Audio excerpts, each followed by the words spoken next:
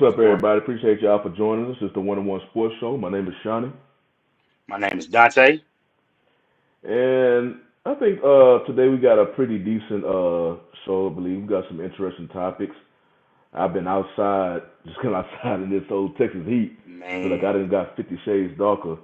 But yeah, we're gonna start off.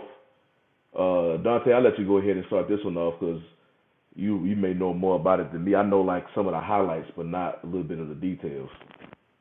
yeah, it's one of those deals that basically, man, Pat Fitzgerald, he was a coach at the University of Northwestern University. That's a school in Illinois, and it's basically they're in the Big Ten, but it's one of those deals. If you ever heard about the Big Ten, it's known as an academic conference. It's why some of the reasons why they kind of joke is why they can't hang with some of the SEC schools. Well, for one, it's just where you're located and where the athletes are. Where, even though there are some tremendous athletes in the Big Ten, the qualifications to get into the schools is a bit more difficult. And so Northwestern is a school. We were talking about this before the show started in our pre-chat meeting, and it was just the fact that he had won enough games, and not only was he winning enough games to where it's like you're in a conference with Ohio State and Michigan that they're going to run the conference. You got your Iowas that spring up every now and again. You got excuse me, Penn State is probably the third cog in there where they have a great tradition. James Franklin over there got them righted from the whole situation with Paterno. But I bring it up specifically to be like, this, as we see from Joe Paterno, as we see from a lot of different coaches, man, there are 85 scholarship players on the team, and a lot of people around that. From what I heard from people, and I believe it's true, and it's true, they say it, they know everything that's going around with these programs. And the reason I say it's true, that's why the coaches get fired. When a scandal of this significance happens, the guys got to get let go. And at first it was, they came out with a generic statement. Then more information came out, and then Northwestern, props to them, immediately let them go. Because the article I read, and shout out to independent media, just as you're watching the One on One Sports Show, and we're on YouTube here on the Black Man Unfiltered Network, we're independent media. The journalists at Northwestern, who they specialize in journalism, broke the story. And so it's Yeah, not anybody that could get repercussions. And I saw somebody like, man, those kids are going to get jobs. And I was like, yeah, I hope they do, because that's a big story. There was a signaling, because what they did, the main thing they did is called running. And basically, freshmen make a mistake, you run them and you do stuff like they would wear a purge mask and they would, dry hump them. And I'm like, man, there y'all go with that weird stuff, bro. What are you, bro? If you doing this and you not winning games, like, stop it. Like you must like it. Like whatever it is, y'all like that kind of stuff. So I'm like, it just made me shake my head. It's like they said one time a freshman made a mistake, and this is probably what really caused it. You saw Coach Fitzgerald make like a gesture, and like one of the kids was quoted saying, Coach Pat knows about this. So now they feel powerless, and they're like, Dad, you just gotta let this go. And I commend them for breaking it, but it's one of those deals like this is unnecessary. Like this is unnecessary, and then this is like, bro, they would understand it if this was at Bama, Georgia, bro. Y'all are Northwestern, and y'all taking, yeah, and y'all taking L's like I can't remember who the worst team, like who was that? Rutgers, which I don't know why Rutgers is in there, and that's another weird thing about it college football. was Y'all a ain't taking L's money like grab. that, money grab, and they which is, gosh, you just lose. You're not winning at a state that calls for all this rah rah. Like I know they have years where they produce some really good guys. Like most recently, Rashawn Slater was drafted in that vaunted 21 class, and I think in the 22 class, Greg Newsome, a cornerback, plays for the Browns. And so you're producing at a high level if you're getting first round draft picks. You have a D1 team that I root for. I wish they was getting guys drafted in the first round. I want Texas to get there. So you're getting players and you're producing them in the first round, and you're doing good enough, and you're dealing with the academic standards. You've been there 17 years, former player, and you blew it all away over a dumb hazing. Like there was other ways to do it, and there was a way for you to do it to be like, hey, get on the guys, make sure there's accountability. Get on them a little bit. They young, they whatever, but make sure it ain't nothing crazy because it's gonna fall back on me. And that's all that need to be said. Yeah, like you said, it was first the story actually first broke out. Like I said, it was the university newspaper, and they broke the story, and Northwestern actually suspended Fitzgerald for 2 weeks, and then he came back. knowing that because when the story basically became, by the time it came to the national scene, it was an investigation going on. They already determined that some of these things, a lot of these things, legit happened. So the school suspended Fitzgerald for 2 weeks, and so people went like, okay, y'all knew this was happening. Why y'all suspended for only 2 weeks? Why wasn't he fired back then?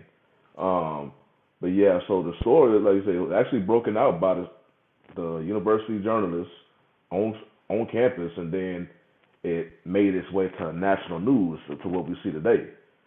So, yeah, like you say, I was trying to look up. It's the Big Ten. I was trying to see exactly what side of the Big Ten they were on. Um, Mm-hmm. and so some of the Big Ten, it's almost like the SEC a little bit. A lot of the powers tend to be on one division of the conference, Mm-hmm. and I forgot which one Northwestern was in, but they just in general they don't win that much games at all. And the thing about Fitzgerald, he was an alumni. I believe he was like a star football player for that school, so he was always in good graces with them, and they didn't really do anything. Like I say, I think they only had one, maybe two bowl appearances or whatnot, bowl wins. So you talking about a school that was just consistently on the bottom of the conference, but yet Yeah. he Fitzgerald was probably in a place where he could have stayed there until he retired. They were just happy to have him as a head coach. He was in a good situation. Like I say, even when the news broke through the local newspaper about it on the university, they suspended him for 2 weeks, and I guess that was their attempt just to keep it local. Hey, it's just us. Yeah. Let's just put this blanket And over it and and you know whatnot. what? I'm looking at it now because I know he's had some really good seasons. And they split it up. I guess they have it East and West. It used to be like legends and Yeah, some yeah, some yeah. That other was goofy something stuff. like that. But in last year he went 1-11 and 1-8 in conference. The year before he went 3-9, 1-8 in conference. And then in the 2020 year, he had one of those good years, 7-2, 6-2. And you could say it's fluky or whatever, but you still you still went 6-2 in your conference.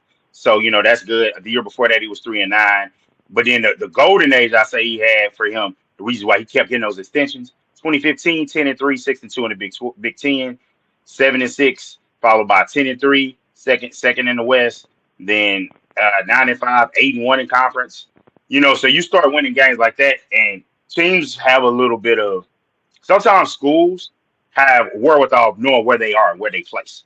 So you're winning games like that. It's a tough academic school, and you're still getting guys recruited. You're still getting guys at a high level, getting them to the league.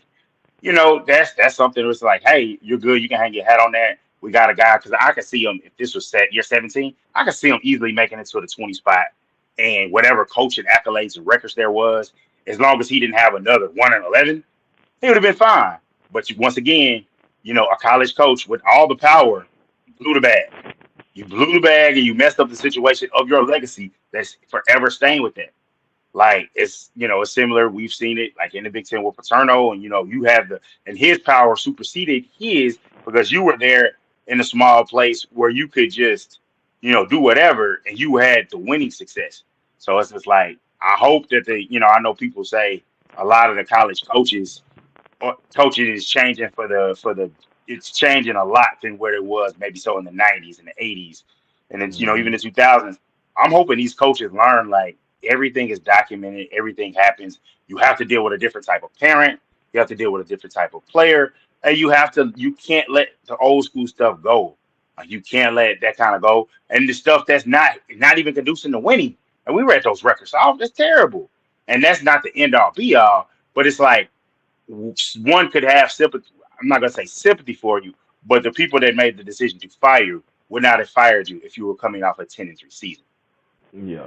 Wouldn't happen if it was in that run where he had from 2015 to like 2018. If he had one of those runs, that doesn't happen, and that's the problem with college sports. Well, But I also, say that but I think once the story got national, because they didn't fire him when they originally suspended him. nah, It was local, but once it got yeah, national and that social media heat came, and the media itself, he came on the school and in particular the coach. They're like, okay, you Well, have to, they're trying to save face now. yeah, I think it's one of those deals where if he was just better and it was at a better situation, like I can be honest with you. Uh, I'm trying to think of. I won't even think of. I won't take the elite of the elite, and that'll be unfair to say. Oh, they would have fired Saban. Of course, you're not firing the greatest coach of all time. Much as you may dislike him, he's the greatest coach of all time. You're not firing him. He's not. You're not letting him go out like that. And you're telling him you need to. You're gonna make a plan for him to exit. Be like, hey, you got like three. You want to you don't want to push him. But and I won't even say Auburn because that's a program that's pitted against them. But I'll say Mississippi State. Mississippi State, Ole Miss, schools that in the SEC, compete, but don't, not looked at always to win it. Schools like that, you know, hell, even a Baylor. Well, Baylor's the wrong school to say because Baylor they let you go. They've had too much. They've had too much happen. So I'll say I'll just throw out there Yeah, Texas Tech. yeah, Baylor because they weren't really experiencing winning, and also they started Uh-uh. experiencing winning at abundance. They started letting everything go under the rug until it really blew up. But I wanted to get one of the comments. Mama Carol was saying she was just saying hello and dropping a like, so appreciate that. Appreciate you. Um, so yeah, we definitely We got once some we hoops. see We y'all got some. We posting, got plenty of we can hoops talk to for you. y'all. Yeah, so that's But speaking of that. Let me see. Speaking of that, so we brought up the who's. Let's go on to this next topic real quick. This is NBA. So what you want to do first, the NBA or the top 100? I'm gonna do the NBA because I don't know. I want to make a plea to the fans and just to say like, look, we all fans of the NBA, and I would say if you watch the one-on-one sports show and you share it to somebody, you liked it, and you're more than likely somebody that's not the core audience. I mean, that is the core audience and not the fringe fans. How you get those crazy numbers is the fringe people that watch. And like I know people like to say a lot, and I know it's blasphemy. It may sound like blasphemy to say, but just from a popularity standpoint, we've already had to go back and look at the archives. We've had the Jordan and Jay debate. We're not getting into it. When Jordan left, some viewers left with him because it was just the interest of how great he was. When LeBron leaves, there's going to be some viewership that's going to drop off. Him being there for so long and being so successful, essentially being in the playoffs after the first, I think 2 years he didn't make it, and then only missing it once or twice after that. It's going to be a drop off in viewership. You have to build up the viewership and you have to have it interesting. And you don't want it to just be, all right, people are going to pay it. You don't want to become college basketball. College basketball, Johnny, when you start paying attention. Man, you don't really pay attention to March Madness. March. The conference tournament is probably what people call it. So, okay, and then you start saying, okay, who's got this, who's got that. Obviously, the big rivalries, because I probably don't fit in that category, even though I've watched less over the years. I'm gonna watch those February and that March Duke Carolina game. I'm gonna watch Texas go up against Baylor because they both become the Big 12 has become a power basketball conference. Kansas. I'm gonna watch those games. The average fan is not, and the average fan is not really, especially with the NFL cutting into the NBA's territory. Which Hmm. that's why, like, if the game ain't just great, I don't watch it on Christmas Day because that is a time in which that is the kickoff. If you haven't been paying attention to what basketball's going on, the marquee game for being a good team, that's your reward is playing at home or even playing on Christmas because you are a superstar. They're marketing you. It's the whole culture. The shoes, up the shoe release, all of that is a part of it, and I love it. But before you get to that, it's kind of like tip off, and then this is like Christmas. And by making the play-in tournament in November, you also stop the thing that people complain about. And this is my part about the fans.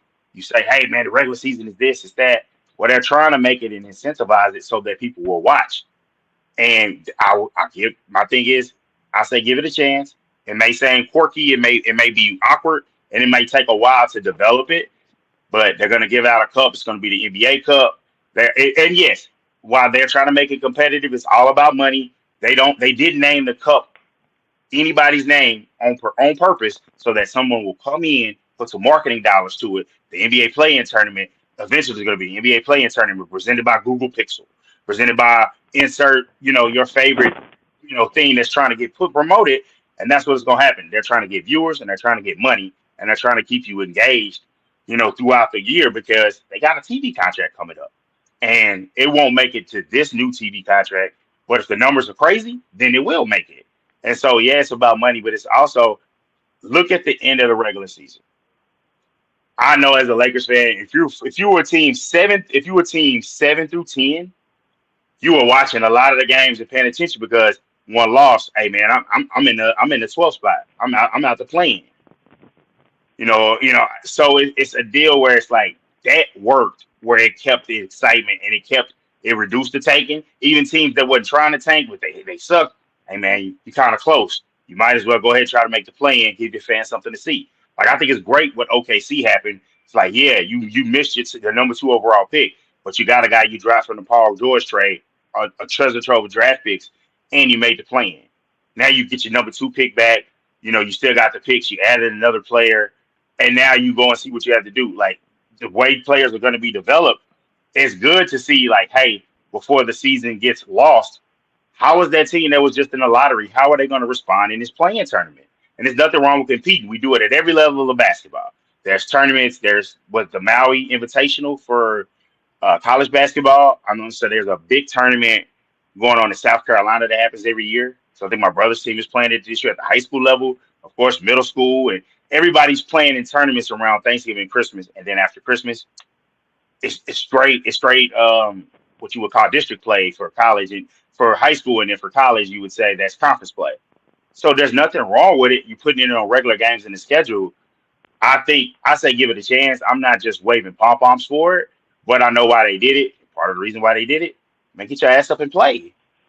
That's on the organizations and the players because the organizations are holding them back. Like I will not stop beating that drum until players are not. They're not holding players back. They're looking at the data and they're saying, "Hey, we need to sit him here. We need to rest him here because of X or Y injury." For instance, and I'll let you give your spiel, Sonny. I appreciate it because it's like it's frustrating seeing people fuss about everything a league tries to do, and it's just like, damn, man, give it a shot. But Anthony Davis, they said, hey, they didn't play him on back to back. And that some doctor said it like, hey, when you have that type of injury, the pressure playing them on back to backs is a chance. It's a good chance that boom, snap, and it breaks. And lo and behold, he played the last stretch of games, and then even played a back to back, and they sucked, but and then played the entire postseason and made it to the West Finals. So there is truth to the science, but there can be more tweaking of hey, let's not have all these guys sit out in November. Let's make them play. Let's get them up for it. Fewer back to backs, and then you just play ball. Yeah, and basically, what's up, Ashton? Appreciate you for joining us and checking us out. He said even though you don't like football, but yeah, I was looking at some of the details of this in-season tournament, and it's broken up into 6 groups, really 3 per conference, and then the besides the NBA Cup trophy, whatever they ultimately named that, the winning team will receive 500K, while players on the well, each player on the winning team will receive 500K, while the runner-up team, each player will receive 200K, and then the ones that the losing semifinalist teams, each player would just take home 1K.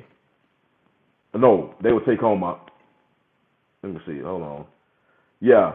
So the champion, each player is 500K. The runner-up is 200K.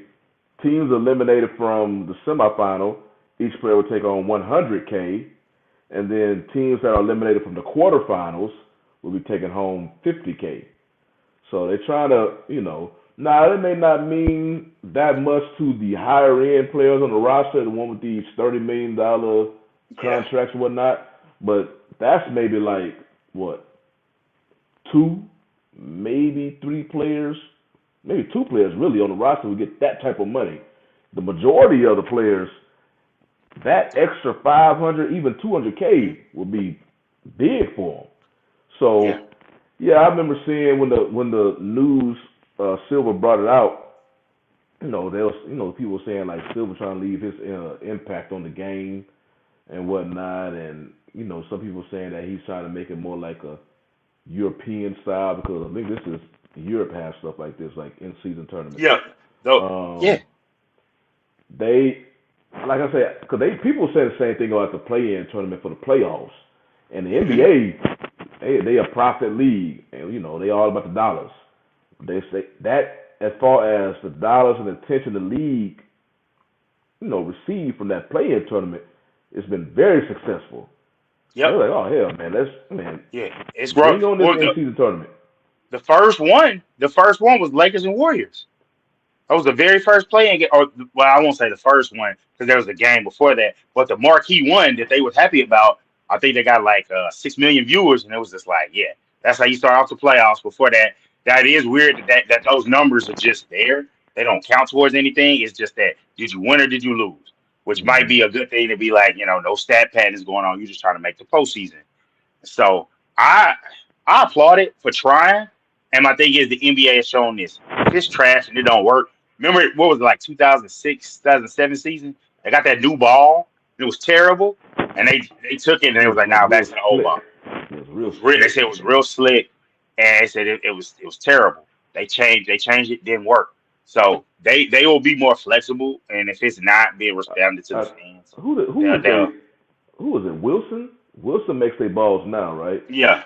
Mhm. I think they tried to go to was it Spalding I think it was. when that It might happened, have been Spalding. Don't quote me on and that. they It might have said, been yeah, Spalding, they said, oh hell and it no, was man, like they y'all got gotta go the back. axe, and it's like for me, man. Look, I've heard this, and this is something I'm big into the CBA and like the minutia of how things work.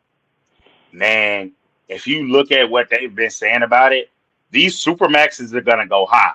Last round of the contracts, the middle class came up, and that's why people get mad and be like people got mad. Oh, Dylan Brooks is getting this or Kuzma's getting that, and it's just like y'all gotta realize. Look at what the owner's making.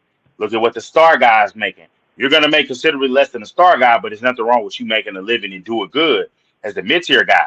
They said the middle class is gonna get squeezed, and so I, with them getting squeezed, that incentive might, especially for the two-way guys mm-hmm. that before they really break through, when that guy's trying to break through, or even that first rounder was like, hey, you're on the last year of your deal. You don't know how this is gonna go. You're gonna be a guy like Jackson Hayes was a lottery pick. Now he's like 23 years old on a veteran minimum contract. That lets you know you close to being out the league. So you might need that extra 500K Mm-hmm. pocketed and figure out, before you have to go overseas if you want to still play pro ball. So it's something that I can see them upping it. I don't want them to make it to where you win the NBA Cup, you're in the playoffs automatically. I'm glad they decided against that. Which needs to be a straight competitive aspect for the early part of the season. Get some eyeballs, play some good ball, and then move on from that and see how it works. So I'm not saying I'm the biggest fan of it, but I'm just saying I'm willing to give it a chance. Yeah, I'm willing to give it a shot, especially like you're saying, because NFL keep extending. That now they're approaching their turf during that Christmas time. NBA they wasn't too fond of that. When NFL like, oh, we got Christmas Yeah, games now. I was like, nah, yeah, man, you on and, our turf now. and But I definitely on never that under turf, and that's crazy. I I never understood why people would get upset at players' contracts, especially in today's professional sports. Um, because you mention the people because it's growing in football and basketball. Cap is growing, so I Growing. guess a lot of people still looking at, okay, this player is taking a lot of money from this organization that's going to prevent them from signing another key player in the future. I'm like, no, not really. Nah, The cap is growing, so like Dylan Brooks, they 20 a year. yeah, so they getting on him with his money, and they talking about, I guess, whatever. People be pocket watching and saying what he deserved. I'm like, man, if the owner is willing to pay him that, then so be it. I say get your money while you can. Now, a lot of people, unfortunately, like say for like Fred Van Vliet, what he got, Yeah, what it three one three for thirty or three four. for 130. So He got more than it Kyrie. it may be impossible for him to actually live up to that contract in the fans' eyes. Cause now you damn near up in the elite category making that type of Yeah, money. yeah, As far as now the cap is growing, so the elite is yeah. getting paid But even more. I'm glad you brought that up. After you finish your point, I'm gonna explain why they did it. I'm gonna explain why they did it like that though. Yeah, and 'cause I think he has a player option. before I gotta look at his contract again because it's so new. But I'm like, I'm all for players getting their money when they can. If it's not, in football, I guess it's a little bit more. Even though they cap grow, but it's not to its full extent, potential yet. It's still growing like sections Yeah. before it really jumps. So I can kind of see it in football because they got a whole lot more roster position to fill up. So if you want to take you want all the money, traditionally it's the quarterback or somebody else, really any of the elite players on a football team, yes, your money could potentially affect filling in spots on the roster.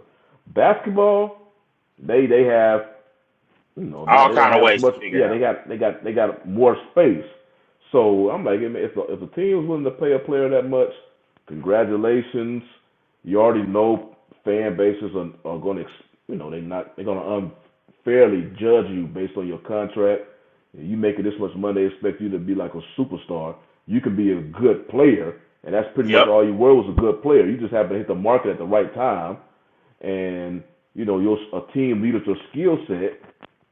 And if that team didn't play you, another team was going to. So that I'm all about players getting their money and stuff. But yeah, I think the tournament is going to be big for the players further down the roster. Yeah, for sure. And the league knows this, and so they're gonna play on that with those guys. And the thing is, they're gonna get the young guys into it. The old guys, man, LeBron is consistent, and that's my thing. They consistently said they didn't like the playing tournament. Won enough games to get out of it. A lot of the older players didn't like it, and veteran guys, but now it's become a staple. And you got teams like a guy like Ant Man who's played in it multiple times, and so he's gonna be incented to be out of it. But if later in his career he's in it, it's not a problem. Hey, I've been here before, but excuse me. As far as explaining why, like I knew that you have to spend a certain amount of money to be at the cap floor, not which is 95% of whatever the cap is. You have to spend that. What teams were doing is they were tricking the system. Teams like OKC, how they got all those picks. They would take deals from players that they know they was gonna trade later, let them get their value up, play them, and then trade them at the deadline. Or excuse me, be a dumping ground for contracts. Well, if you do that the way the league was, you had to be there at a certain point, and it wasn't. And so, if you take the contracts, you really cheating the game because yeah, his contract says this, but you got him in February. You're only paying him March, April, and it, you're playing a rate that's much lower than that original deal. So, but on the books, it shows as hey, you spent 95%.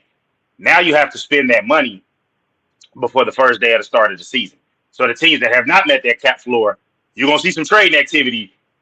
Oh, they took that terrible deal. Yeah, they did because they had to meet the cap floor. Because if they don't meet the cap floor, the 95% rule check gets cut out, gets distributed to all the players. So shout out to them being, savvy on that of the union, figuring out, hey, these billionaires trying to, get out of paying everything full, be a scapegoat. Because it's like you can make a lot of money being a bad team.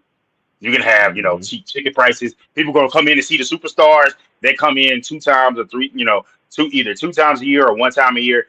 They're gonna pay for that, and then your salary's low because your team sucks.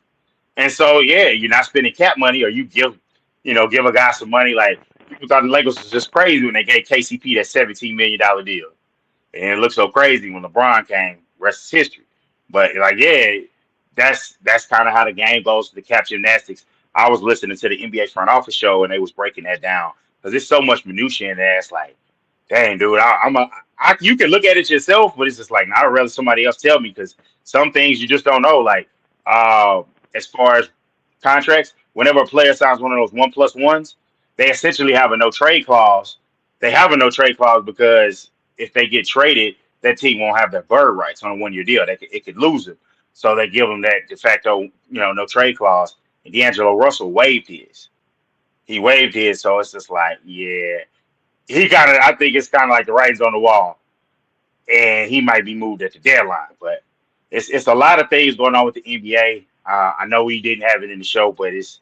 I'll say this: I heard that Dame Lillard, his agent, is going around doubling down, saying he wants to go to Miami, and they're Yeah, trying to call his he's going bluff. around telling going around telling teams that he's not going to be Yep, happy if you trade him. So he's trying to funnel agent. steer the trades And, towards Miami. and the thing is, it's big for him to keep that clean name. As Melo might have been one of the first to do it. He made the trade request through the agent, came out, never had to really speak on it. Hey, this is reports, that's this. Keep your name clean and move around it, and you'll be okay. But when you go to demanding and like how KD has done and Kyrie's done, it damages your brand. So I applaud him for especially, but I'll say even in his case, hey bro, he's done a lot for them. And I know they feel like, of course, they've done a lot for him, but you haven't done enough. And so you just trade the guy to where he wants. My thing is, two, you have two guys that were lottery guys, Shaden Sharp, and you got Scoot Henderson, who before Brandon Miller came up, he was thought of if Victor Wembanyama wasn't in this class, he's the number one pick type of guy. I'm So you still got a laughing at talent like people that. trying to call Wembanyama a bust after one Who? summer league game. I'm like, oh, come on, Oh man. my God, man, I saw what's somebody going put on, like a Marcus? YouTube Yeah, clip together talking about bust he's alert. not a bust. And then I saw him. I've heard he's cocky. I haven't been able to verify the quote. He was saying something that playing in the league his first game was softer than how it is in Europe. Yeah, And I was like, I hope he didn't say that. I heard there was a more context to it because, of course they just heard, basically Yeah, NBA is softer. they took that quote. Um, yeah, and I heard like the front end, but it was a while. I can't remember off the top of my head. But I wouldn't be surprised if he's relatively cocky because dude was he was 19, but a superstar over there in France. He's been the So man since he was 15. exactly, so So it's just like gonna be a Luca. learning curve.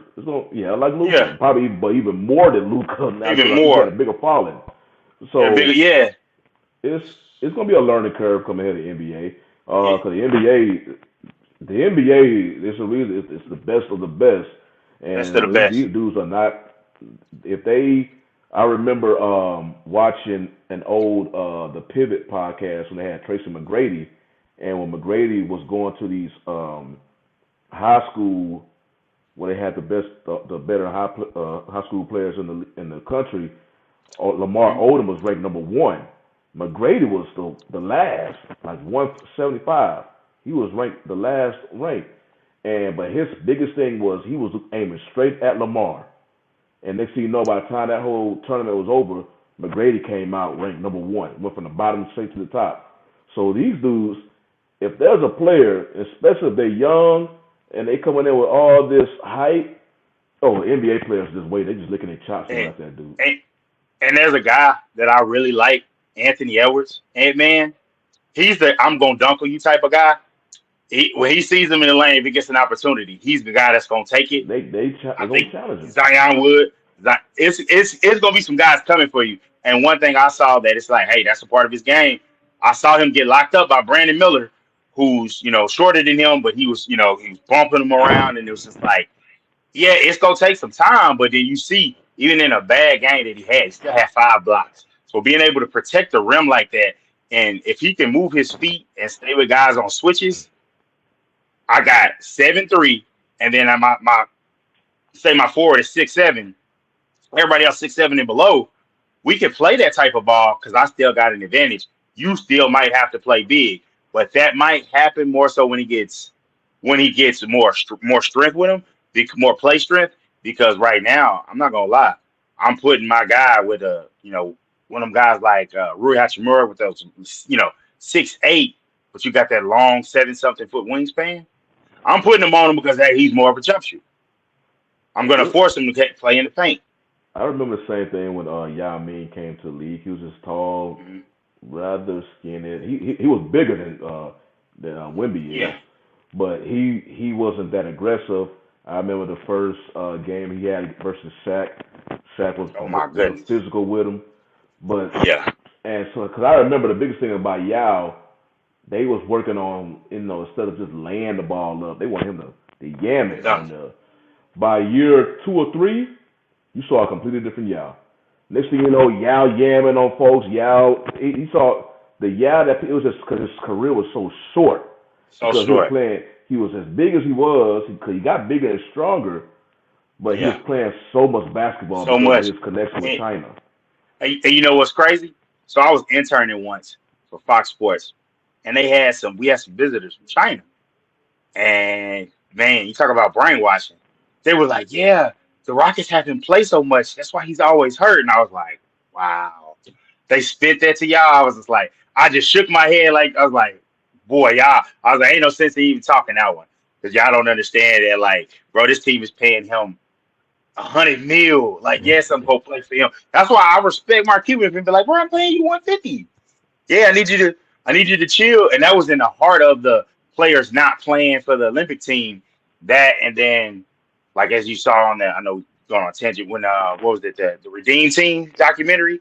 And they were Hmm. talking about how they wasn't gonna be able to secure their safety. And I forgot like this was not very far after this is the first Olympics after 9/11, and we were getting into some already some diplomatic things over there, some fighting and stuff. So it's like, and it's an yeah, it wasn't the ideal time for everybody for multimillionaires to be like, I'll show up because all it is, and I want to critique basketball fans again. Anytime Team USA pulls out, y'all want to pull out the 1992. Well, bro, let it go. We know the team was great, but if we're gonna be honest about it, bro. Larry had a bad back, and the young Gene team skinned them the first time they played them and had to make them wake up. So it's like, yeah, Hmm. bro, no team is perfect, and by them embarrassing the world like that, they made these guys become better. Like I'll never get with that Redeem team, those games being so different. I think the game was at like one something in the morning. So I was literally in the club. Like, I was like, "Oh, TVSA playing." I was surprised. I was like, "Yeah," and I was like, "Yeah, it's in China." So it was like literally, between drinking breaks, we was watching it, was watching them play, and I was like, it was crazy to see them win, and crazy to see like Kobe really said, "I'm about to run through Pau Gasol's chest." And they was like, "That's your teammate." He was like, "You're not going." He didn't And care. that's the mindset. Like RP to Kobe is like that mindset helped them guys to be like a scorer like Melo to be like, yeah, you got to fall in line. Like Dwayne Wade going out and hounding folks. So that's why I say this next team has Jaren Jackson on it. I think Austin Reeves, Yeah, Anthony it's a Edwards. young move. It's a young It's a movement. young group, and that's they understand. That's how good we are. Like take pride, beat your chest. They're gonna go And and that, take these guys on. So you got the defensive player of the year and multiple number 1 overall picks. Because I think Cade Cunningham's coming too. He's back from his injury. Arlington's own. Yeah, Cade Cunningham's coming back. So it's like you got some guys, you got some wings. I think it's gonna be fine. But man, as I'm gonna say, like my co-host says, if you want to piss people off, make a list.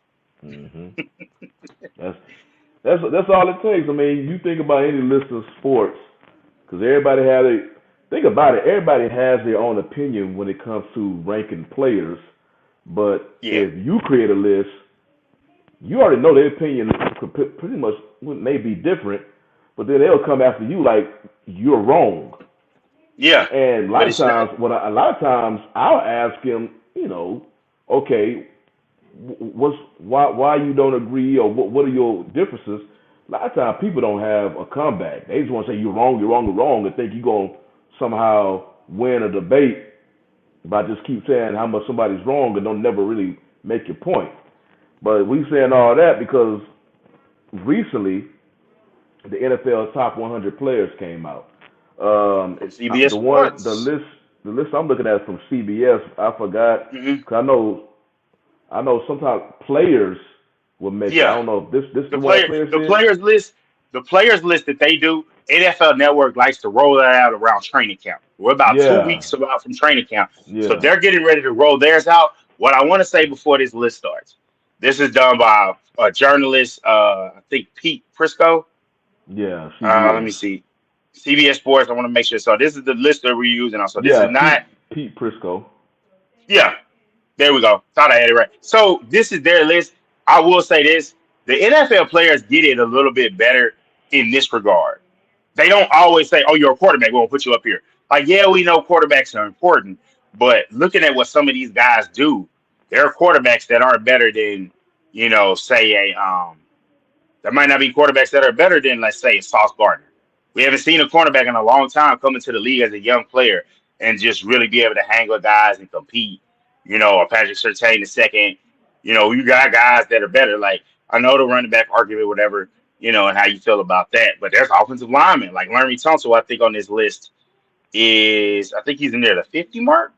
And so you got guys that are like, Tristan Wirfs, who's at 46. I think he should be higher. That guy from day one has came in and been a monster. There's guys on this list that are injured that are just getting love because they've been good. And then there are some that are, because sometimes you deal with this. Hey, how were they last year? But this isn't. But it's a projection of how you're going to be this year. Yeah, that's And the what I was biggest trying one, to see. I was like, is this like a 2023 projected look at rankings or how they were last year? 78. All I gotta say is 78. Let me know. 78 is the one where it's just like, oh, this is a projection list. And if you wonder who that is Justin Fields. And I, I saw, let's boy, see. that is I'm a, I'm a, I'm I'm, gonna I, throw I'm gonna throw these top 10 names real quick because there was one name I saw. So one is Patrick Mahomes, two is Josh Allen, three is Joe Burrow, four is Nick Bosa, five Miles Garrett, six Travis Kelsey, seven Justin Jefferson, eight Micah Parsons, nine Aaron Donald, and 10 Trent Williams. Now, those are the top 10 that this dude done ranked them in. Now you know how many people feel about one particular player, uh, and that's Lamar Jackson. He ranked mm-hmm. Lamar Jackson 35. So you can just imagine. I just said the top 10. Jackson is all the way down to 35. You can just imagine the 25 names in between them, and so he's making some bold statements, I guess, with his list. Because hell, even Jalen Hurts, Jalen Hurts was on the road to be an MVP last Yeah, year until he got injured, and he's he 31. he got him at 31. So you be like, okay, I guess the way 22 ended last year, you could say Jalen Hurts probably was a top five player. And I guess he see a significant slip from Well, 22 and to that, but 23. but I think it's one of those deals to where Jalen Hurts has to do it again. I know Eagles fans. I know Dre. If he heard this, I want to make sure I get the proof point. I get a man his credit and his props, but that was all. He's only had one big season like that in the NFL. And so it's like where you look at the other list of guys that are in the top 10, they came out the gate and you can see and project them continually be there. Like Parsons at 8, that's believable. Actually, Aaron Donald has slipped because his production slipped last year, Yeah, because so you he's always down heard there. Aaron Donald as He's a normally top a top 5. defensive player, but then Yeah. now it's Nick Bosa who's the highest Mhm. defensive player on this list. So I'm like, Yeah, and he should as a defensive player of the year. And Miles Garrett is right there. Like Miles Garrett is right there. He's elite. I think his defensive player of the year if he could just be healthy. But like some things that you see on the list, like you see a Christian Darrisaw, and I know he had a good profile coming into the league. And I know I got to get it out of my head. That was like, oh, he's one of the best tackles in the league. And I just saw the number 8 player, which you got to keep in mind. Hey, that's why he's number 8, just abusing. And it was like, did you get off the snap? And so I see that, and it's just like, wow. And so, but and you got guys like Philly has a good number of represented players on here. Like Jordan Mailata, they got AJ Brown. Of course, we mentioned already. Jason Kelsey's on the list, and so is Lane Johnson. Lane Johnson might be I think that's the highest ranked player, which, I would say that probably should be Jalen Hurts. Like, as good as he is, I think Jalen should be, near his range. They got Hassan Reddick is on their list. So it's like I'm you can for, kind of tell by the list of who they think is going to be good. On some of the notable players that did not make it. Oh, they put Landon Dixon on the list too. So it's I'm like Philly surprised is well represented. Roquan Smith is as low as he is at 76. I thought he would definitely be Mm, higher. I think it. I heard them. They said it on 105.3 more. They was like he's still living off the pre-draft hype, and a lot of that happens with guys. Like you see a guy that it didn't work out one place, he'll go somewhere else because it's like, hey, coming into the draft, we thought you were this. Now you've been in the league. They give him another shot. That's So that could be a situation. I just and it's just like, man, look, if you saw those two guys play last year and you think that Justin Fields is better, I'll tip your hat to you and say, good day, sir. But to have that kind of honorable mentions, and they have Justin Fields at 78. And hey man, he's not ready to be on that list yet. He go prove me Yeah, wrong. that's why it's a mixture. Because we was asking, okay, is this projected for 23 or Hmm. this is where they coming from 22? Dak is ranked as an honorable mention because how 22 ended. Nobody believed Yeah, that Justin Fields was better than Dak last year. So, but now they have Justin Fields ranked higher than Dak because projected, so I guess they think projected Dak is going to slip. I don't think it's going to slip because a lot of people are making a big deal about the interceptions he threw last year, but that was the only. Before last season, it was opposite of that. He was yeah, one of the best in the league at taking care of the ball. Last year, okay, he went to the other side of the ranking. So people, I think it's most. I think I'd rather give him the benefit of the doubt and wait to see how he performs this yeah. season than after one season of showing those numbers. But I'm, one, I'm gonna be real. You know what else they're doing though? If you know how you could take numbers from certain points and you can put them together. What they're doing is they're put which this one is not completely that. If you go from after that calf injury, like basically somebody was showing a clip from that Patriots game and it was like, man, that was a fun game, but everything after this it got rough. If you mm, take his stats from there, it got rough between there and the rest of the games from 21 and all the games in 22. That's where they're saying like that's where they're going with the turnover thing. And it's like, but if you look at it from the totality of it, man, there's someone else on the list. The number two guy on the list, which some would argue should be Joe Burrow. And I thought about it briefly, and I was just like, you could flip and flop them either way you want because Joe Burrow, Allen. yeah, Joe Burrow has a running game. Josh Allen is the running game. Josh Yeah. Allen is the passing game. So he does get the edge. Like I said, I finally got on the bandwagon. I'm glad because he's a hell of a player. But he's a guy that does turn the ball over quite a bit because he has, he's doing a lot with it. And that's something that's been a problem since he was not a good player. And that's something that he's going to have to continue to develop with. But I don't know, man. It's it's some questionable ones on that list for sure. Yeah. But for a lot of ones I feel they got right. Kind of like them hip hop lists. I saw what you put up Well, on that hip hop list when I was watching it. number 88, which is Alvin Kamara. One Mm, thing I did not know about him, this dude has never rushed for 1,000 yards in a season. I'm like, well, damn. You mean because you always seeing him? He was always being a dual threat, but he's a very good running back. So you'll figure, okay, but then again, a lot of that was with Sean Payton them and with Drew Brees, and always having so that other back. yeah, so Always with having that him, marquee. yeah. So I guess but that was a surprise. That was a surprise. As good as a running back he is, and he never had 1,000 yard rushing season. I'm like, man, that's I did not know that. But yeah, as you go down, they got one dude who's still waiting to get signed up for a team is Dalvin Cook. They got him ranked number 94. I'm like, well, damn. So there's some Um, names on here. They not really they don't really give a reason why he's ranking them at these particular numbers Yeah, that he did. Even only some you could get the hint. Like Jalen Phillips, number 95. I think he will be much higher on this list next year. He is a star in the making. The ability is there. So that is a clear projection. And another reason I can see him making that projection, hey man, pass rush and coverage mesh. And one of the things about that meshing is you got Xavier Howard, an all pro caliber cornerback, and you got Jalen Ramsey, who they traded for. You got those two guys in your secondary, and you got a safety like Javon Holland, who was taken a few years ago, who's a pretty good player. So it's like you're thinking, hey, they're going to put it together on the back end.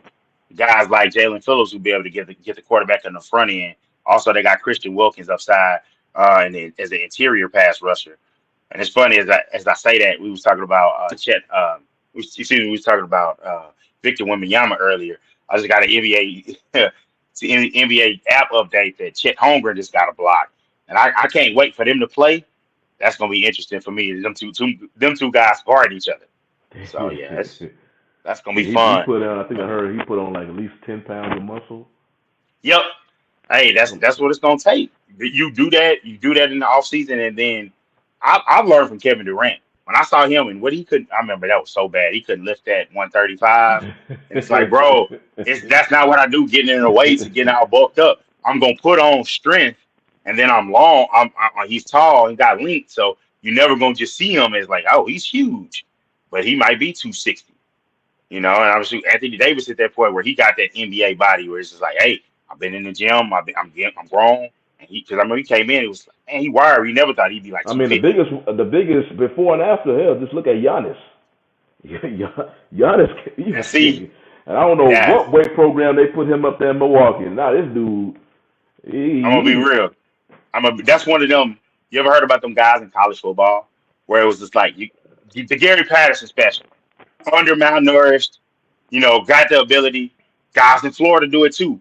They're getting 3 meals a day. They keep the speed and they put the weight on because you eat consistently. Them dudes they was in a rough situation. Let's just say that. And now he's eating every day consistently. And it's like, yeah, you're gonna naturally, and then you're gonna hit the weight room. Well, like, yeah, because he was already. It was one of those deals where you say it now, but if you look at it, I liked what I heard about him from the profile because that's what I know. Like, I'm not watching all these guys. I'm thinking, guys, what profile are they gonna be? What are they like? So I know me and my brother were like, hey, that's a guy. If he gets it with his long arms, his height, he can really be something. Never saw him being MVP, back-to-back MVP, and Defensive Player of the Year. I didn't see that. So it's like I didn't see him handling the ball so much. But you never know what a guy could come and in football, yeah, they that got some especially developers. defenders, that first year to second year jump as a defender, and that's why Cowboys fans are so high on Michael Parsons because I'll let you behind the curtain. There's like a thing that happens when you're a Cowboy. You buy into that hype a little bit, and you kind of become complacent, and you get the bag, and he still looks like, hey, he's the hungry guy. Now he's handling the business. He's got I the heard patent he's for putting the a little line bit stuff. more weight because they want Yep. him on the It's line a the, little bit more. yeah. They want him on. Well, they want him on the edge, and he Yeah, knows yeah. this is the year where it's just like they make the decision on do they want to do the 5th-year option on you. They go ahead and they do that a year early. Plus, it's contract extension time. So why not let's get this extension out the way and show them what I got and because with the way these prices is going, I would sign them this offseason. But I was glad to see him at number 8. It was just interesting to see. Hey, there's some teams on here that's like, man, there's some teams on here with concentrated talent, and then it's a lot of teams that's like, man, they got some work to do. But as always, I'm excited to see. I'm still intrigued. I won't say excited. I'm intrigued to see how does the list of the players go? Because one thing I always say about the players, they don't have all the time to watch all the players. And sometimes, and that shows if you ever seen a player's all-star values, like, how did that guy get voted? How did that reputation? They didn't see that he fell off a cliff, but he's still good enough and they know his name, so that does happen. But it's still interesting to see how they feel about their peers. Like, I didn't expect Stephen Gilmore is still on the list. He's at 75. Yeah, So Pete I Prisco saw put him him on down there. there. I saw him down there. So Excuse yeah, it's gonna be interesting to see when the players top 100 come out and you kind of compare it to this guy's list because me. I don't really know I any of can't the believe it's. CBS dudes. Well, I won't say I can't believe it because I know it's close, but it's like a few weeks left from training camp, man. We just passed the Midsummer Classic in baseball, so it's like baseball's coming on the Man, next stretch. the way So this training camp is, 'cause I know the Cowboys they go to California to do their thing. I yeah, think they're gonna Oxnard. Houston, I believe they stay in Houston. I'm Yeah, saying so. I'm like, man, the way it's filled down down here, I say, man, y'all may have to go somewhere up north or something because it's heat. do they I have mean, do they have an indoor facility? I believe they do. I think they go back and forth. 'Cause I think a lot of southern teams have some type of indoor facility. 'Cause it's just too Yeah, hot. But it they can do get stay well. down Yeah. there. Now everybody, I think a lot of teams do. It's just that's how cheap I wonder how much the Bengals are going to do to please Joe Burrow. Are they going to? I know they're going to give him the massive deal. If they haven't given it to him already. Are they going to build an indoor facility for them? Because they're one of. I think they're the only team that doesn't have one. They play on the river, and it's something that Tito Awuzie, former Cowboy, mentioned. He mentioned it that it's all football here. It wasn't like it was a jab, but it wasn't. He was just saying there's no extra. Excuse me. Yeah, he was saying that there's no extra stuff. there's all football. And what I'll say about that is this: when Jonathan Hankins got traded to the Cowboys mid-season, he was like, "All these Hmm. people over here to talk to Dak." He was like, "They're here to talk to me." He was like, "The defense." He was like, "Oh, this is different." I was like, "Yeah, bro." And Mike McCarthy said the same thing coming from Green Bay. He was like, "Nah, look at all these reporters here for the OTAs." And it's just like, yes, there's many people vested making a living off of reporting what's going on. And so that was really interesting just to see guys that have been in the league, veteran guy, Super Bowl winning coach, and a guy vet that Hankins had been played for the Giants. He's like, oh, I'm thinking, yes, nah, bro. He came and was just like, dang, this is ridiculous, and and I know I'm gonna get into it later, but I've seen a lot here lately. A lot of the lists. Well, I don't know. I'm gonna say I'll say that for later. I'll say that for later. For what I'm gonna wait till the other list out. We're gonna kind of compare them and see, what's going Hmm. on. But yeah, it's exciting, man. It's exciting to see that. Hey, camp is close. They're having the media days for the colleges. The college conferences. So it's just like football is here, and it's just like, man, I know you being an Astros fan, you don't have to worry about this. It's kind of like this is like the best part of your year because it's like, hey, the Astros are going to go to the playoffs. The Texans, you just want them to have a pulse, Well, and then I recently saw something that like D'Amico Ryans is really leaving an impression on the Texans fan base. Well, of course he's a home. Well, he wasn't born and raised there. He played there, so he's a played there, home so player. he's adopted. So, but people really like him in the direction. I'm not expecting them to come out and be a playoff team his first year. Even when they was losing those games when they couldn't decide what they wanted to do as a head coach, both of those Mm-hmm. years they were still playing hard. They just had no talent, because You they said gave it it was all away. expansion team. So they gave That it was all the best away. quote you had. So now, they have some young talent, some from last year, and of course, they're two high draft picks. Still not enough to really just turn. Cause there's gonna be some growing pains, especially for Stroud. There's gonna be some growing pains for him. So hopefully he can prove me wrong about Ohio State quarterbacks for whatever reason they seem to struggle in the NFL. Hopefully he can turn.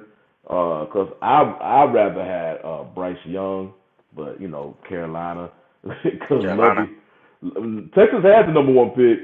Lovey, I don't know, man. Lovey said, Nah, "Man, I I'm don't. I'm out the Nah, door." I will never get mad at a guy, bro. You knew what they was about to do, and you think I'm gonna send you out with and I already know this is my last gig anyway. I'm not Yeah, sending you off with a yeah. golden parachute. I'm about to, He went but ahead. even before that, you don't get mad at the players for playing hard.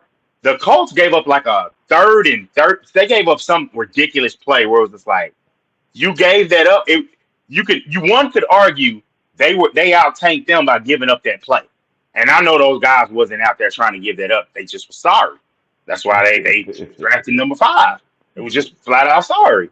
And so, but I know we got a little bit of show left. Johnny, I'm gonna go and toss it to you and let you go into this next topic because I man, forgot about this. man, this next topic, because I don't really know anything about the sport. I was just, it's sports related, I guess, because of the individual, but hell, it's just like a Shawnee Speaks segment, I guess. I don't know, but it's about Naomi Osaka, and if those who don't know, she recently just welcomed, what was it, a Baby girl. baby girl with Mhm. her boyfriend. I believe his name is Corday. He's a rapper. Or Yeah, yeah. I listen to So, him. and she's only 26. And my whole thing, and they not married, they just boyfriend and girlfriend. And so my whole thing was about it. I'm looking at this story. I'm like, damn, man. I'm like, why, why are young folks today are just so enamored with having kids? For whatever reason, I don't know. I'm like, when, because in society today, having kids and marriage has been so romanticized. People only see, they only paint this picture like, oh, it's gonna be just bliss. One, both of them takes hard work, Yeah, and I'm like, okay, you're 26 in the prime. of your professional tennis career, even though recently, man, she's just been kind of hit and miss because these mental health issues she Yeah, claims she's having to go through. I don't try not to be insensitive about mental health issues, but I'm not the individual who like, because sometimes I just believe people will use that as a get out card. Not saying that Naomi was. Ben Simmons, that's a different story. yeah, I have a different opinion about his throwing that mental health card out there. Naomi Osaka, I don't know too much about her per se, because I know she's a very, she's not timid, but she's very low key. yeah. So and all that attention on her, especially her younger career, she wasn't really fond of. But yeah. So going back, her and her boyfriend, well, not her husband, but her boyfriend, had this baby. I'm like, okay, so now you basically gonna. I'm pretty sure she's gonna get back into playing weight to resume Yeah. her tennis career. But my whole thing, I'm like, damn man, why are young folks just so in a rush to have a I, baby and they not married? That's the thing, they just not married. So your boyfriend is so temporary. I know marriages. People like to bring up the fact that marriages you're not guaranteed to stay together, but at least with a true. marriage, you have some sort of foundation. Or you hope to. It's a whole lot more Yeah. firm and secure than a boyfriend girlfriend. But that was a little thing. I was just like, why? Just like you, man, you kind of put your career on the hold just to Well, have a baby with a boyfriend. I don't understand all that. I hear what you're saying. It's one of the deals to me. I wasn't. It was kind of like, oh yeah, and I kind of forgot about it. So you posted it. I was like, oh yeah, they are. Oh, that's cool. I was like, I hadn't, and I hadn't like heard a lot of his newer music. I know it came out like last Yeah, year, I never and, heard of dude before. and yeah, I mean, he used to. It was one of the, it was one of the guys where he had like he was a part of a clique and he had like a name before it was Corday. I want to say it was Hmm. YBN, but he had came out with it. He's a guy that kind of more on the track of being more aloof, more smarter about business ventures and things like that. And he was just like, I didn't own that, so there was no need for me to have that in front of my name if I didn't own that. And I was like, which is smart. That comes into a problem later with your music. And it's like, hey, they want a piece of this because you got that name or whatever with that affiliation. And so I think it's cool that she had him young because it's like everybody can't be Serena, and where it's just like you wait so long to do it, or other may have waited until their 30s. Her doing at 26, if she wants to have one now and then wait. And I didn't realize she has 4 Grand Slams. So I see why you're saying what you're saying. I was like, oh, she got 4. I thought she just had like one, or now she has 4. And I remember at the end, Serena could not, couldn't hang with her. It was like, hey, the young guard is here. So it's just like as far as I know, I'll peek in, especially the one I'll pay attention the most to is Wimbledon, because Wimbledon's going on where sports is kind of slowing down. And so Hmm. that one and the U.S. Open, where it's in September after Labor Day, and it's just like, oh yeah, they had them games late, and it's like you'll pay attention to it. So just depending on how she gets down, it'll come. Only thing I'll say for someone like her in the individual sport, and I've heard this a lot here more recent with soccer. Soccer's at least a team, even though you might be individual because you might be you know, the only black player, black player there. Is that, hey man, overseas it gets real racial. It gets real racial, and then you're by yourself. You're by yourself, not a team sport. It's like you're coming out, and then you got the racket. I've seen what Serena and them have to do, and then the fact that you know she's a mixed cultural. She's Japanese, and then I think her part of hers, I can't remember what. I know it's a person from I think the Caribbean, so I don't want to misspeak. But it's like, so yeah, you might be getting it on both ends and hearing different things about you. So that might be messing with you. And then sometimes the media, I've heard from Howard Bryant from ESPN. He's mentioned this before, that when it comes to tennis, and it's like people aren't the best with how they deal with how they deal with with the players, and so that's something too. So who's to say that this could be one of those deals where, I know you said a lot with men and women. You had a child, hits a spark, and she might go on a run and go on a Serena Slam. So I wish you congratulations. I hope it comes. I did not. I didn't expect that. I didn't expect that what you said, but I understand where you're coming from. When you said it like that, it's like, because we thinking of it, because you said something similar which we got to be careful with it. When it was on Facebook, and it was just like you mentioned something about being the girls wanting to go to prom and not go to state. I think it was in HJ, Oh, yeah, and you was yeah, kind of upset. You was just like, yeah. It was a girls softball team, I believe, up in the Northeast, and they won a game, and they was getting ready to go to state, and this is not the first time that this team ran into this issue, but before they will play in the state championship game, and then the girls, if they choose to, will go to prom right afterwards. Well, in this case, the girls bypassed the state championship game and went directly to prom. And my whole thing is that, okay, so you went through all that work, especially in a team sport. You work hard through the off season and all that. You work hard, and there's a reason why you work hard because you're trying to. Your end game is the gotta go. championship, and these were like seniors because it's senior prom. And right when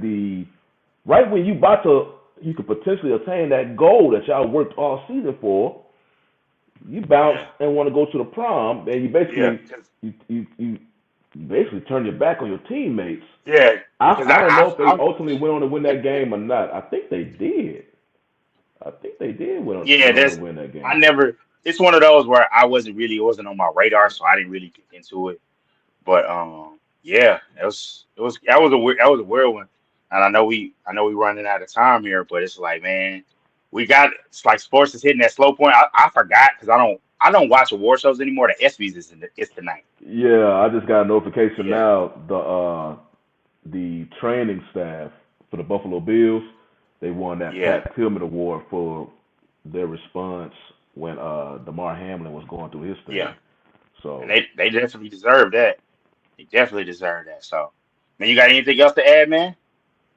man, my thing is basically that whole that whole Osaka thing, man. These young folks all just suddenly just want to have kids, and I'm like, man, do y'all know what y'all potentially getting into? Yes. So oh, I see T Wriggles. Appreciate you for joining us. He's saying that it's insane because he's a football coach and missing a game. He can deal with that a little, but a state championship game for prom, he says it's been crazy. And I'm like, Nah, yes, that's man. I guess crazy.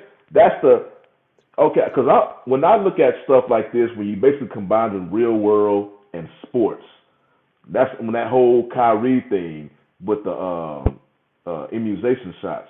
I was looking at that Yeah, real world and sports. Basically, in sports, if you're an athlete or you in that sports bubble, you look at stuff different because it's all about sacrificing yourself for the team. yeah, Unless you play tennis or something like you said, it's individual. But when you're in a team sport, you sacrifice yourself. It's completely different than the real world. Real world is all about yeah, me. Well, when you want to sports, you get rid of that attitude because y'all all trying to come together for a common goal. And when you work hard through like off seasons and all that hard work, I'm pretty sure them girls was doing, and when you're about to get there, what you work for all season, you damn near right here, you could touch it. You just got one more game, and because it's kind of coming up in your prime or something, because I know they senior prime, so they say, and like I say, this is not the first time they just went directly after the game. So they could have did that, but I was like, nah, damn that. We want to go to the prime and completely miss the championship game. Like I say, I'm not sure what was the outcome of that game when the seniors wasn't there. But yeah, man, I'm like, damn, man, you just gonna sacrifice your season and turn your back on your teammates. So if the girls went on and win that game, and I think the coach mentioned something. He's like, man, if we win, they not gonna get. If they have, I nah, don't they know if they not got you. any type of medal or something. Like, no, y'all not going. Y'all bailed on us. Nah, Y'all bailed on us, man. So y'all go to y'all prom. Yeah, I guess you have the memory of the season, but you're not gonna get no keepsake from this championship because you wasn't there. You left us hanging. man, that. Nah, I respect him for that, but I don't know. only thing I gotta say is basically this was like this used to I guess this year it was better than others, but like this is one of the hardest times for the NFL schedule because you got basically things is done in June. You're gonna meet back up in July. You got, Memorial Day happened already, the fourth happened. You got the time and this is when the time where the guys 20 somethings make mistakes, get in trouble. So, it's good if your team didn't have those guys get in trouble. It's good if you're hearing silence around your team, and then when guys show up, then you find out, oh yeah, such and such had a surgery or this happened. But yeah, it's not, like you said, the NFL list, the NFL top 100 will come out with their list. I think they drop bigger chunks and not the whole 100 to keep you watching the show or whatever. So it's just like it's cool to see the guys to be, not in trouble, just healthy as they can. Hopefully, have a great season, especially those guys trying to get the bag. But and on in the NBA side, I haven't been able to watch as much as summer league. I've changed since I've had younger children, or it's just like, look, I can't just summer league y'all out. And it's just like, I'll pay attention to it to see what happens. Because, especially if you are a better team, your summer league is not really that much. But like the Lakers got two rookies. They got two rookies they drafted this year. And then the guy they got last year, he looks like, hey, you want it to be like, hey, you shouldn't be at summer league. You're too good for it. So this is your last year doing it. And, so it's cool to see that. But I would have liked to see more of the Rockets because they're interesting to like the really young teams. I wish I could have seen more with them, but I'll just catch up on it on like on a recap or something. But that's basically all we got for you guys this week, man. We she came to us, but man, we came real late. Man, you can't. We appreciate you. Go ahead and watch the. If you can see the whole thing, watch the replay. But we appreciate y'all support in the chat. And well, I will say, we'll talk. I'll talk to you, Johnny, off the chat about next week. But man, it's been a joy, man, as always. And it's the 1-on-1 Sports Show, guys. We are out. All right, y'all. Talk to y'all later. Peace.